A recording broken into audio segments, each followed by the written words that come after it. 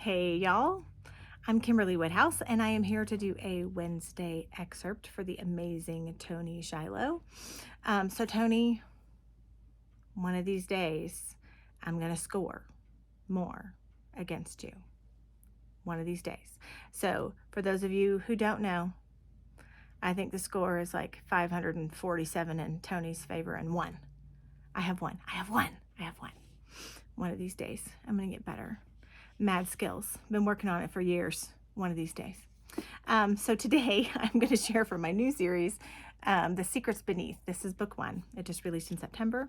It's from the Treasures of the Earth. And I love this cover. Isn't it gorgeous? You should see book two, Set in Stone. Oh my goodness. The cover's so great. But this is a cool series because it's historic during the Bone Wars. And it is women in paleontology. And so I call it my Dino series because they're digging for dinosaur bones. And that's Cassidy behind me. I am going to read an excerpt, just a short snippet from the prologue. And what's really cool about this series is that I was able to connect with the granddaughter of Earl Douglas. And Earl Douglas is the man responsible for finding the bones and the establishment of Dinosaur National Monument. Earl was a really cool guy and he journaled for 47 years. So we have permission to use his journals and quotes and poems and all kinds of cool stuff in the book. So there's a quote at the beginning of every chapter. Prologue. Our lives are books. Each day is a page, written good or evil. Earl Douglas. 1869, Walker Ranch, along an offshoot of the Green River, Wyoming Territory. The garden, his garden, was alive with color today, while the inside of him was black as death, especially when he thought of his father. The contrast of the lush vegetation, fragrant flowers, and colorful buds with the darkness that crept through his veins made him shiver.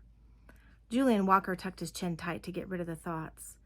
Damien was the one who embraced the darkness, not him. His brother could handle it better than he could. Deep down, Julian's true yearning was for the light, to grow beautiful things, and to stay out of their father's fiery wrath. He dug his fingers into the dirt, a rich, dark concoction of mud he dragged up from the river bottom mixed with lots of cattle manure. Wheelbarrow after wheelbarrow, he dragged the dark soil up to this place. It had taken him weeks. Mother said it was work that would be worth it, her ploy to keep him away from his father. Randall Walker's violent temper was well known throughout their little town and beyond, but he was a wealthy man with the largest cattle ranch in the whole territory, so Mino Walker, as everyone in town called him, did whatever he pleased, and people left him alone. Julian hadn't missed the pitying glances cast at all of them, especially his mother. But a kinder soul on the planet couldn't be found. She was an angel, his angel, sent to protect him, to love him, to fix him.